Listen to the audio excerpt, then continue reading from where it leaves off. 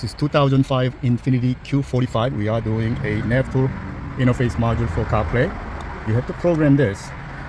Navtool has a system that customers should program it rather than they are doing it. I went to their website. It says you need to program it. It doesn't have INFINITY. I spoke to them finally. The guy said, we don't have INFINITY. All Japanese cars are same. And this is basically universal RGB. You got to cut wires and tap onto the color of a wire and a sync wire. This is basically an old, like 20, 30 years ago, we used to do that. None of the companies nowadays actually do this way. Everybody's a plug and play, but I guess they don't have integration for this vehicle, so they decide to have one for RGB system. So we're going to take the radio out. First thing we're going to do is to take the INFINITY logo, little cutout, and the security logo. These pop out. There should be a 10 mil bolt there. So carefully pry that out. As you can see, actually it's Phillips screws. This dashboard, everybody's having the same issue. They're all cracked everywhere. Somebody should call complaint department. Tell them, hey, demand new dashboard. They are all cracked. Be careful when you take this out because you may harm more crack than what you have here.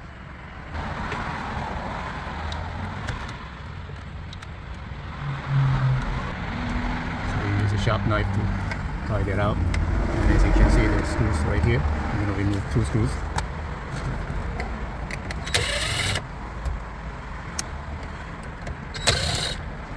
Now, the second part, after you remove those 2 screws out, you got to start from this bottom and carefully pry this out. Again, these are dried panels, so be careful not to crack. So start from the bottom and carefully pry that out.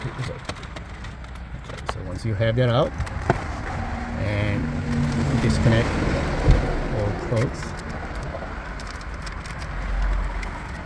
There's a locking clips right here. You push, and it releases the entire plug. It should be on the back middle.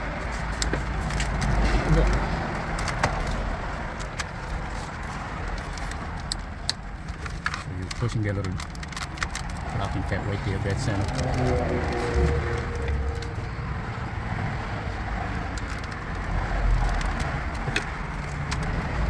Carefully put this thing away. Again, these are dry. Okay, then we're going to remove these 4 screws.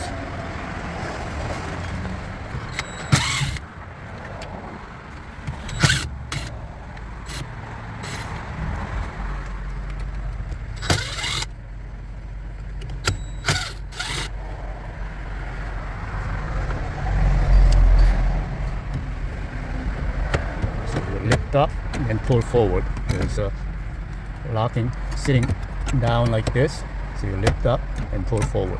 Now we got to find out which one is RGB and sync. We're going to need a test light. So what we're going to do is this is a regular light bulb test light. This is a light bulb, or yeah, it's a light bulb. You need to have a light bulb. So if you use a digital one, it's not going to work out. So basically what you're doing is when you touch one of the wire, and if you get the right wire, the color, whether it's a green or blue or red, it's going to show that color scramble, and that is RGB wire. And if the entire screen is sync, like scramble like this, entire screen, that's a sync wire. So we got to find 4 wires, RGB and the sync wire. By touching one of the wires, out of one of the wires, like a 40-pin plug here. If you get the right wire, whatever color that you are looking for, it should give you distorted sound, distorted pictures, and that's the RGB signal. Okay, we got this bottom cover off, the 4 screws. Once you have that out, there is a ribbon cable and there are letters written on it, and it actually has right at the edge there is RGB written right there on the bottom, the first 1, 2, 3. Then further in there is RGBS. I assume that's RGB sync. So I found this one, the plug in the back here. I put the ohm meter on it, and I found the first one on the bottom left. There's a little tab here. First one on the bottom left is R, right above is a G, right next to R, the second one on the bottom left, that is a B, and the sync is number 4 on the bottom row, counting from here.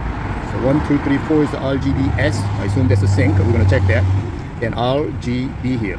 So 1, 2, in the top row, first one is the color RGB, and the sync on number 4. We have regular test light. That is the sink. So when you have the right wire, it scrambles. That's the sink wire. Then we have the second one from the left. That looks like a blue, and the one below, you're not touching it. You're not touching it. That's a red. So the first one on the top left corner is the red. Then blue. This is orange, but I believe it might be either green or blue. I'm not sure what color. It shines yellow. So we know those three are the wires. The first one is the red one. Then below that either green or blue. We're gonna try the green and blue switch and see if you get the right color.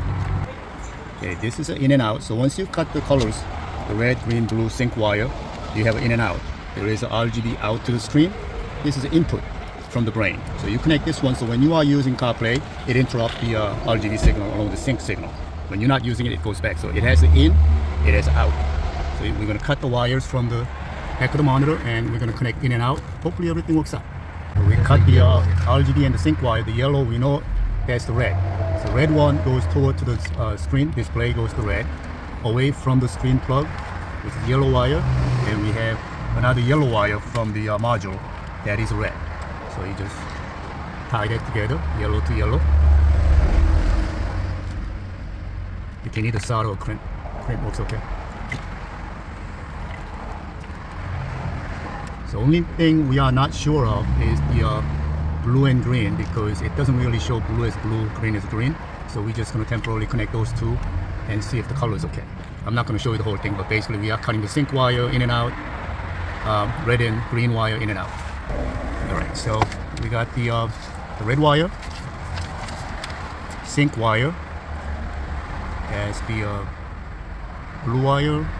So we just cut each wire one by one, connect in and out.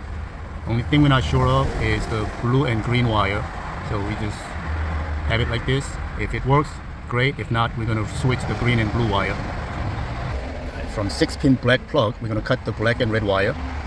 The red wire is accessory wire, black is ground, so we're going to cut these two. We are not using any of these cans because we are hardwiring RGB, so we're just going to cut these two wires. We found the accessory wire here, which is a blue-brown trace. There's a third one from the other end. We're going to use a ground for this metal right here, that's ground.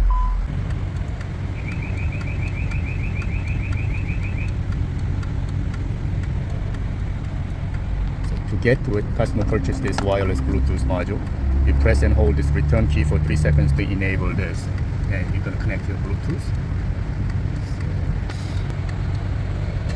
Alright, we had a little glitch here.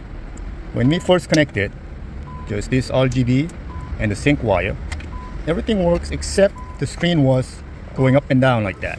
So I called tech support. They told me to cut this number 8 YS, I don't know, the yellow sync, whatever shield. He told me to cut this in half and put the display side connected to the number 7, which is sync wire. Do not connect this car side. Now by doing it, everything works, except that also control reverse cam. So if you cut this number 8 wire in half and do not connect them together, your backup cam doesn't work. So what we're gonna do is we're gonna put a relay and connect this one to 87A and number 30. And this wire go to 87. So when you enable it, this disconnects, but when you put it in reverse, we're going to trigger the relay, and that reverse wire will be connected back number 8 to the factory side. So reverse cam works. Everything works, and once it's done, I'll explain to you how we did it. Alright, so we got everything working. To enable, you hit this return key for 3 seconds, and the CarPlay will come up, and reverse light, reverse. Works. We have to put a relay on the sync ground wire. I'll put it online what wire did what. We have to put a relay on it, and we have to grab a red-black wire on this side kick panel. There's the reverse wire, and you trigger the relay with the reverse. So normally that sync ground wire will be connected to number 7 and 8, but by doing it, you don't get the reverse when you put it in reverse. So you have to put a relay on it, put that wire back, 7 to 7, 8 to 8. If you don't do that, you don't get the reverse. That is why when you do this, for split seconds, it does that, then it goes to reverse because it takes a little time to trigger that back on. So that works. everything works. Customer has to get a cassette audio adapter that goes in here, that plugs into audio output from unit.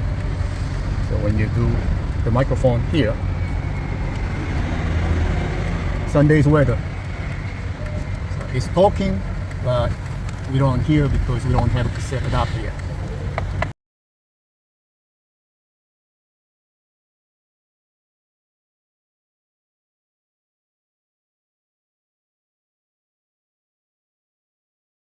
Microphone plugged in, that's why we didn't hear. But Sunday's weather. What is wrong with you? Sunday's weather. What is wrong with you?